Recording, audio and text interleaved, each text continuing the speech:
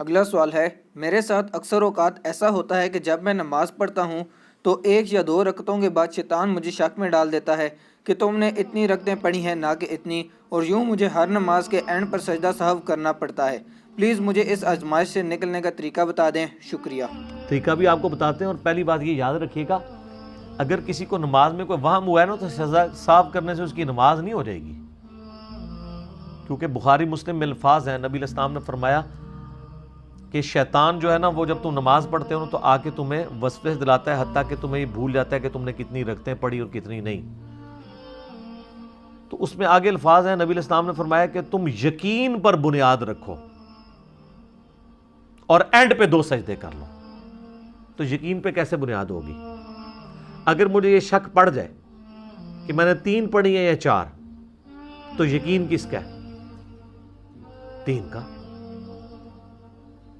3 یا 4 میں جب شک پڑا تو یہ تو نہیں کہ میں نے 2 پڑھی ہوگی، 3 کا ہو گیا نا۔ تو آپ یہ سمجھیں میں نے 3 پڑھی ہیں۔ بخاری مسلم کے الفاظ ہیں، اگر تم نے نماز جتنی شیطان نے تمہیں یعنی جو وسوسہ دلایا ہے وہ وسوسہ ہی تھا، تو یہ تمہارے جو اینڈ پہ تم ایسا کرو کہ اینڈ پہ 2 سجدے کر لو سہو کے، وہ تمہاری پوری نماز کو جفت کر دیں گے۔ اگر تم نے 4 کی بجائے 5 پڑھ لیجیے، اور اگر آپ نے 4 پڑھے تھے تو یہ 2 سجدے شیطان کو ذلیل کر دیں گے۔ اس کے لیے سجدہ سہو کے 5 طریقے حدیث کے اندر آئے ہیں۔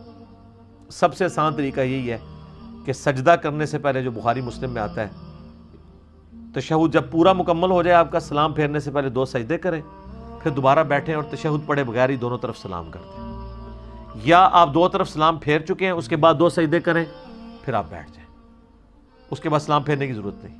اور تیسرے طریقے میں دونوں طرف سلام بھی ہے، تشہد والا بھی ہے، میرے علیحدہ سے کلپ ہے، مسئلہ 92 ریکارڈڈ ہے۔ سب سے آسان طریقہ یہ ہے کہ آپ نے سلام پھیرنے سے پہلے 2 سجدے کرنے اور پھر بیٹھ کے ساتھ ہی دائیں بائیں سلام پھیر دینا ہے، تو آپ کی نماز ہو جائے گی۔ لیکن اگر آپ کو بالکل ہی کوئی پتہ نہیں ہے تو سر نماز ہی آپ نے دوبارہ پڑھنی ہوگی۔ آپ سے اگر میں پوچھوں یقین پہ بنیاد رکھیں، تو آپ کہیں مجھے تو یہ بھی نہیں پتا میں نے 1 بھی پڑھی ہے کہ نہیں، ایڈے ہی کو وہم پہ گیا، پھر تو تھوڑا کوئی علاج نہیں ہے۔ اچھا لیکن ہمارے پاس اس کا بھی علاج ہے، لو جی پھر بھی علاج لے لو۔ میرے سے نا ایک دفعہ ایک بندے نے کہا جی میں رکھتے بھول جاتا ہوں، بڑی کوشش کی ہے، اور کہتا ہے ہر نماز میں بھولتا ہوں۔ میں نے کہا کوئی مسئلہ نہیں ہے، میرے پاس ٹوٹکا ہے۔ کہتا کیا؟ میں نے کہا جب آپ نماز پڑھنے لگے نا، اپنے سامنے اپنا نا اسمارٹ فون کا نا ویڈیو کیمرہ آن کر لیا کریں۔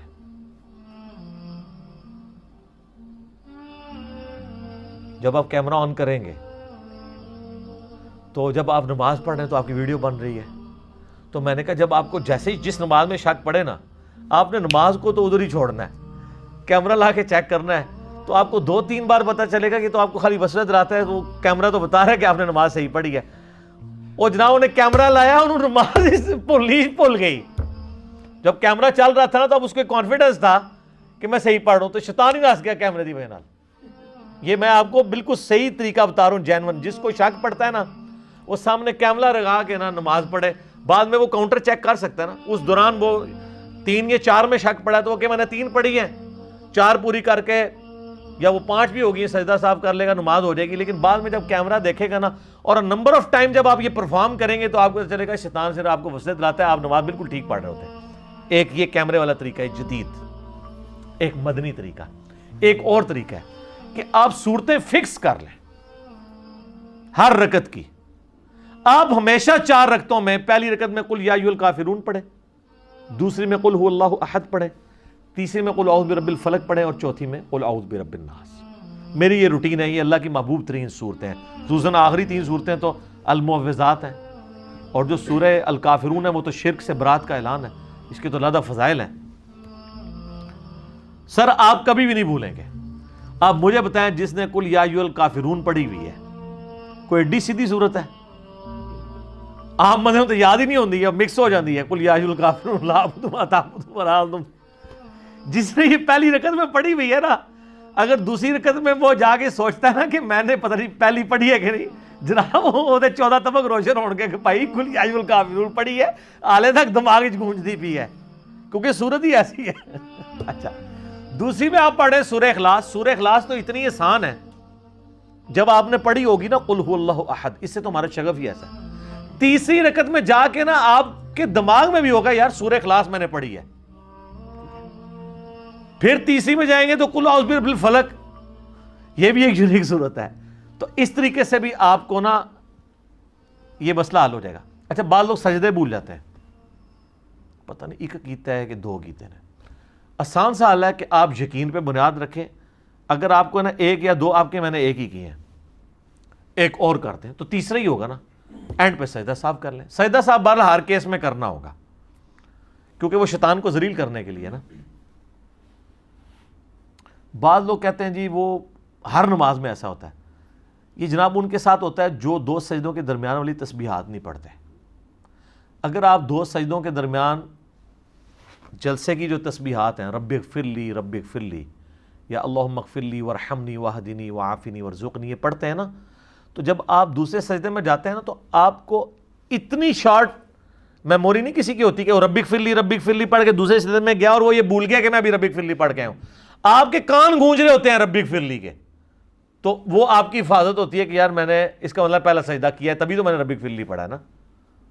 یہ جلسے کی تسبیحات کی ایسی برکت ہے. میں نے کئی لوگوں کو بتایا جو تسبیحات نہیں پڑھتے تھے, جب انہوں نے تسبیحات شروع کی ہیں تو وہ ان کو سجدوں کا عوام آنا بند ہو گیا. ٹھیک ہے, باقی اگر کوئی کسی کوئی بھول گیا ہے, تشہد درمیان والا رہ گیا ہے, کوئی مسئلہ نہیں, اینڈ پہ سجدہ صاحب کریں. اس کے لیے تو تشہد بھی دوبارہ پڑھنے کی ضرورت نہیں, وہ بھی حدیث بخاری مسلم میں موجود ہے. نبی علیہ السلام بھی بھول گئے تھے, آپ نے ایک دفعہ 5 رکعتیں پڑھا دی تھی زور کی, ایک دفعہ 3 پڑھا دی تھی. تو آپ علیہ السلام نے کہا میں بھی بھول جاتا ہوں جس طرح اور انسان بھولتے ہیں, جب میں بھول جاؤں تو تم مجھے یاد کروا دیا کرو. اور بخاری مسلم ہے کہ امام کو لقمہ دو, مرد سبحان اللہ کہیں اور عورتیں تصفیق کریں, یہ ہاتھ پہ ہاتھ مار کے. عورت کی آواز کا بھی پردہ ہے, عورت سبحان اللہ کہہ کے نہیں کہے گی, غلطی پہ آگاہ کرے گی. عورت کے پردے کا آپ ذرا لیول دیکھیں. اور سبحان اللہ کہنا ہے, اللہ اکبر نہیں کہنا. ہوتا ہے نا اب کوئی امام پہلی رکعت میں تشہد بیٹھ گیا نا, پیچھے والے زور لگا رہے ہوتے ہیں اللہ اکبر اللہ اکبر,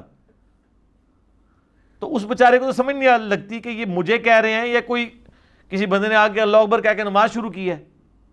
سبحان اللہ جب آپ کہیں گے نا تو سبحان اللہ نماز میں کہیں نہیں سبحان اللہ صرف اکیلا سبحان اللہ نہیں آتا, سبحان ربی اللہ یا سبحان ربی العظیم آتا ہے. سبحان اللہ کا کیا مطلب ہے؟ اللہ غلطیوں سے پاک ہے, مراد یہ کہ تو نے غلطی کی ہے, یہ اس کی حکمت ہے. سبحان اللہ کہہ کے آپ غلطی سے آگاہ کریں. اور یہ یاد رکھیے گا درمیانہ تشہد کسی کا چھوٹ گیا ہے اور وہ چلا گیا نا قیام میں, تو اب سنت یہ ہے کہ نبی علیہ السلام فرمایا جب قیام میں پہنچ جاؤ نا پھر واپس آنے کی ضرورت نہیں ہے, پھر سجدہ صاف کرو. کئی بیچارے قیام سے اس کو گھسیٹ کے واپس درمیان والے تشہد میں لے آتے ہیں, یہ خلاف سنت ہے کیونکہ نبی علیہ السلام منع فرمایا. سجدہ صاحب کے اوپر ایک پورا چیپٹر ہے مشکات کی پہلی جلد کے اندر, اگر آپ وہ دیکھیں یہ ساری حدیثیں آپ کو مینیجیبل فارم میں مل جائیں گی. لہذا زیادہ ان چکروں میں نہ پڑا کریں. لوگ اس طرح کے معاملات میں پڑے رہتے ہیں, ایسے ایسے وسوسوں کا شکار ہوتے ہیں, اور بعض لوگ اپنی تجوید ہی ٹھیک کرتے رہتے ہیں, آدھا گھنٹہ نماز ہی پڑھتے رہتے ہیں. اتنا زیادہ وہم میں نہ پڑیں. بعض اوقات یہ چیزیں شیطان کی طرف سے اس لیے ہوتی ہیں کہ تاکہ آپ پہ عبادت ہو جائے مشقت والی اور آپ عبادت ہی چھوڑ دیں. تو اس طرح کے کام نہیں کرنے چاہیے, چیزوں کے سلوشنز کی طرف جانا چاہیے. علماء سے رابطہ کریں, اہل علم آپ کو بتائیں گے کہ اس کا یہ حل ہے. کئی لوگ وضو کے معاملے میں بہت زیادہ وہم کرتے ہیں, 3 بالٹیاں لگا دیتے ہیں, وضو ہی ان کا ختم ہوتا ہے. تو یہ کام نہیں کرنا چاہیے اس معاملے میں, یعنی بالکل آپ ایکسٹریم پہ نہ چلے جائیں. یہ آپ کے لیے پھر شیطان کی پیروی والا معاملہ بن جائے گا.